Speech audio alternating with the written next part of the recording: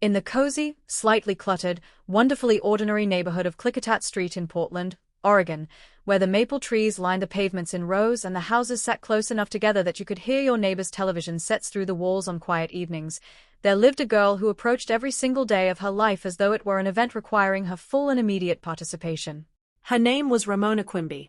She was 8 years old, going on 30, and she had opinions about everything. About the right way to crack a hard-boiled egg, about whether the first perfect apple in the fruit bowl deserved to be eaten or admired, about the precise injustice of being the youngest person in a household where everyone else got to make more decisions than you. She was small and sturdy with dark hair that went its own way regardless of what she did to it in the mornings, and brown eyes that noticed things quickly and felt things even more quickly, and a face that was constitutionally incapable of concealing what was happening inside her, which was sometimes useful and more often inconvenient. She was not the kind of child who sat quietly at the edge of things. She was the kind of child who arrived at the center of things before anyone had decided there was going to be a center, and organized it without being asked. Her family lived in a smallish house that always had dishes in the drying rack and someone's shoes in the middle of the hallway and the smell of something cooking that was either going to be excellent or an interesting experiment, and which Ramona loved with a fierce, taken-for-granted love that she did not have language for yet but that informed everything she did. Her father was Bob Quimby, tall, with a beard that he grew and shaved and grew again depending on the year, easygoing in the way of someone who had chosen patience as a life philosophy and mostly managed to practice it. Her mother was Dorothy Quimby, practical, warm, a little tired in the way of all parents of young children who are also doing everything else that needs doing, who worked as a medical receptionist and came home with her shoes off before her coat. And then there was Beezus. Beezus, whose real name was Beatrice, which she preferred and which nobody used, was Ramona's older sister, 13 years old, doing everything 13-year-olds do when they are caught between being a child and being a person and finding both states equally impossible. Beezus was neat where Ramona was chaotic. Beezus was careful where Ramona was enthusiastic. Beezus worried about what people thought. Ramona assumed people would think whatever she was doing was interesting, because she found it interesting herself, which seemed like sound logic. They drove each other absolutely crazy and loved each other completely, and both facts were entirely true all of the time. The particular year this story concerns began in late August, with Ramona entering 3rd grade at Cedarhurst Elementary School, and it was the year that things in the Quimby household became genuinely, quietly, seriously difficult. Not in a dramatic way but in the persistent, grinding way that real difficulty usually announces itself, which is slowly and without warning and in the form of conversations that stop when a child walks into the room. Her father had lost his job. He had worked at an advertising firm, and the firm had contracted, and he had been one of several people let go with a particular combination of regret and efficiency that companies deploy when they are doing something they would prefer not to think of as unkind. Bob Quimby had come home on a Tuesday afternoon before anyone expected him and had sat at the kitchen table with a cup of coffee he didn't drink, and Dorothy had sat across from him, and by the time Ramona and Beezus came home from school the conversation was over and her parents were making dinner with the careful normality of two people who have agreed, for now, to be normal. But things changed. Not all at once. That was the thing about this kind of hard time. Ramona would understand later that it came in increments, each one small enough to adjust to and yet each one cumulative, so that after a while you were living a life that was noticeably different from the one you'd had before without being able to point to a single moment when the change had occurred. Her father enrolled at the university to finish a degree he had started and not completed before Beezus was born. He was home during the day now, studying at the kitchen table, which meant the kitchen table was always occupied and dinner was sometimes later than usual, and her father sometimes forgot to defrost things and made an experimental pasta that Ramona described privately to herself as a very good try. He drove an old car that developed opinions about starting in cold weather. Her mother picked up extra shifts at the receptionist desk. Beezus got a Saturday job at the library shelving books and contributed her earnings with the slightly martyred generosity of a 13-year-old who has decided to be gracious about something she could have been difficult about. Ramona listened to all of this happening around her and felt the particular helplessness of being 8 in a situation where the problems were adult-sized. She decided to help in the ways available to her, which were limited but sincere. She made her bed every morning without being asked, which had never before happened in the history of her life. She ate all of her dinner, including the experimental pasta, every night, without complaint, which required a level of resilience she found genuinely challenging. She tried very hard not to have expensive problems, no losing her mittens, no requiring new shoes until the old ones were completely impossible, no breaking things. This last commitment she found the most difficult to maintain, being a person who moved through the world with considerable velocity and an occasional failure of spatial awareness. But the difficulty that mattered most to Ramona was not at home. It was at school. Third grade had brought her a teacher named Mrs. Griggs, who was perfectly competent and entirely missing the thing that Ramona privately required from teachers, which was a willingness to be interested in Ramona Quimby specifically. Mrs. Griggs operated the classroom with efficient neutrality. She was not unkind. She was not warm either. She called on children in alphabetical order and marked papers with red pen and ran the class like a timetable. Everything in its proper slot, nothing unexpected, no room for Ramona's brand of enthusiastic, sideways, occasionally incorrect but always energetic participation. There was also the matter of Susan. Susan sat 2 rows over and had naturally curly hair that sprang back perfectly every time anyone disturbed it, which Ramona found unfair in a way she could not fully articulate. Susan colored inside the lines. Susan finished her assignments with time to spare and then sat with her hands folded. Susan raised her hand with a precision that suggested she had calculated the perfect angle.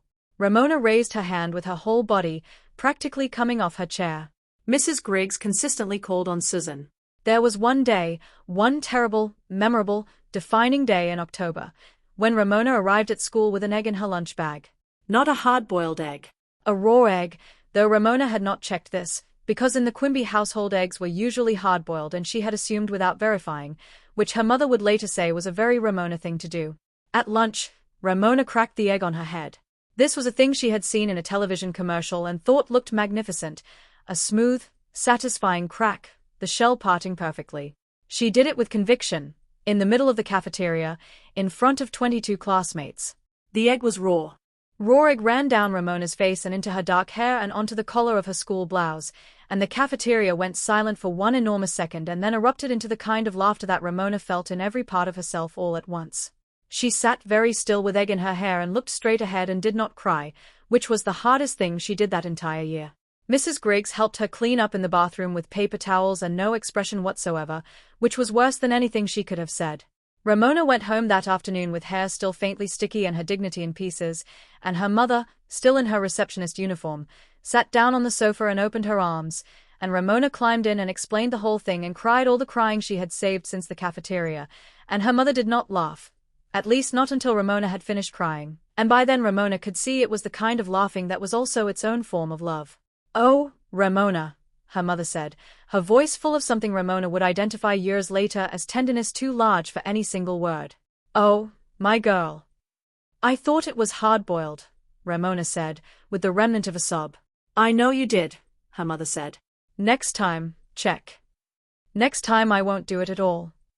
"That," her mother agreed, "is probably wiser." Her father made grilled cheese sandwiches for dinner that night, and they were good ones, buttery and slightly crisp, the cheese properly melted. And everyone ate around the kitchen table, and Beezus told a story about a boy at school who had tripped over the library cart and sent 4 to 7 books in different directions, and Ramona laughed until her stomach hurt and forgot about the egg for whole minutes at a time. This was what the Quimby family did. Not perfectly, and not without difficulty, and sometimes with more raised voices and slammed doors and sulky silences than any of them would have wished. But they came back together. They came back together around tables and sofas and the particular gravity of a household where people loved each other enough to stay in the same room even when being in the same room was hard. The school year continued its complicated progress. Ramona had good weeks and bad weeks.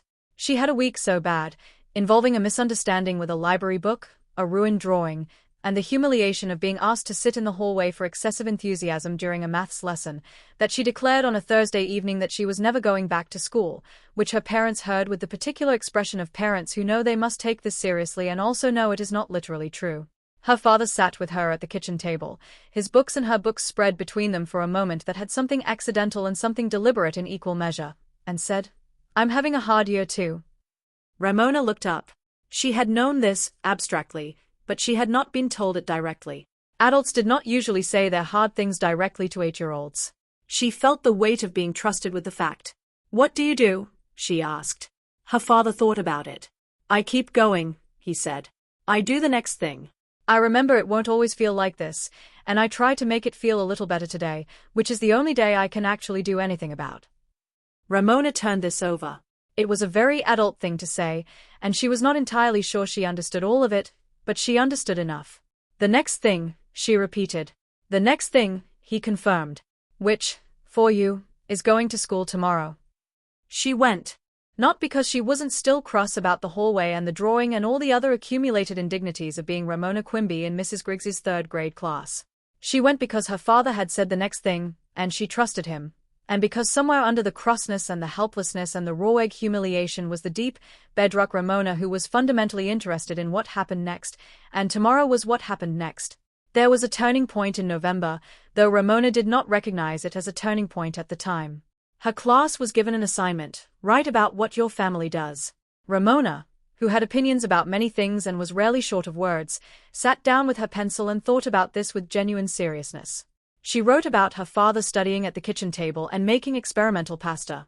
She wrote about her mother coming home with her shoes off. She wrote about Beezus shelving books on Saturdays with the slightly martyred generosity. She wrote about grilled cheese sandwiches and loud dinners and the sound of everyone in the house at once, all their separate sounds combining into something she could not put a name to, but which was the sound, she knew, of home. She wrote about the egg in her hair, because she had decided by now that if something was going to be terrible it might as well eventually be a story, and this felt like a Ramona Quimby kind of decision. She handed it in. Mrs. Griggs read it. On a Wednesday morning 2 weeks later, Mrs. Griggs asked Ramona to stay behind after class. Ramona approached this with the caution of a person who had stayed behind after class before and had not always enjoyed what followed. Mrs. Griggs looked at her across the desk with an expression that was new, not neutral.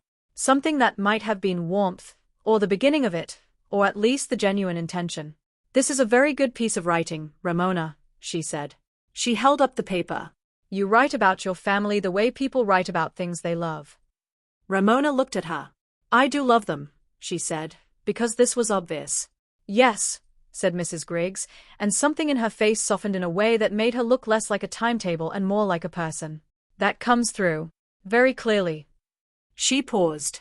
"You have a talent for putting difficult things into words, Ramona. It's worth developing." Ramona walked out of that classroom and stood in the hallway for a moment by herself and felt something settling in her chest, like a drawer that had been stuck for months sliding quietly into its proper place. She thought about difficult things put into words. She thought about her father at the kitchen table and her mother in her uniform and Beezus with her library shelving and the jar of peanut butter that appeared on the high shelf in December that Ramona knew was being saved for Christmas. She thought about all the ways her family had kept going, and the fact that keeping going, done consistently and together, eventually became something worth writing about. She began to notice it more deliberately after that. The specific vocabulary of her family's resilience. The way her father whistled while he studied, which meant things were okay.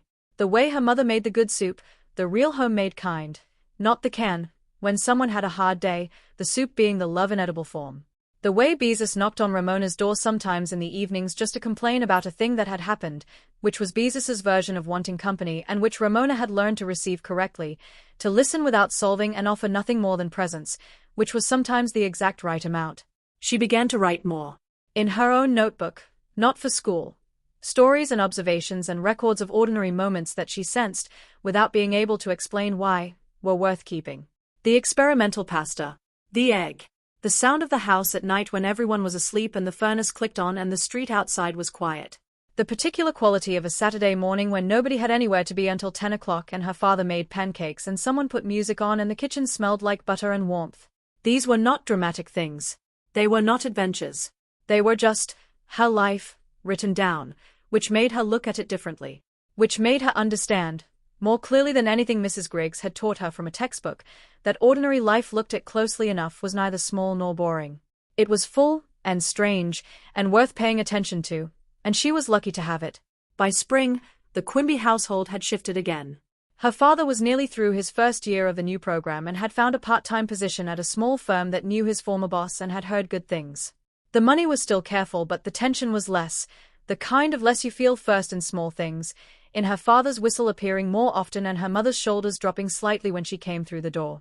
The experimental pasta was still occasionally made but now described by her father as a speciality rather than a necessity, which was a distinction Ramona appreciated. Beezus, who had maintained her Saturday library job and liked it enough to continue even when strictly speaking she didn't need to, was saving for a bicycle. She showed Ramona the jar where she was keeping the money. Ramona did not tell anyone about the jar. Keeping a sister's secret was, she had decided, one of the best things she could offer. There was an afternoon in April when the four Quimbys walked to the park together with no particular agenda, just walking, because it was finally warm enough and nobody had said no. Her father bought ice creams from the cart near the duck pond, one for everyone including himself, and they sat on a bench in the sunshine and ate them and watched the ducks and talked about nothing that would be remembered except in the aggregate, the good, warm, ordinary aggregate of being a family in a park in April, everyone present, nobody anywhere else. Ramona sat between her parents and felt the sun on her face and thought, this is a good day.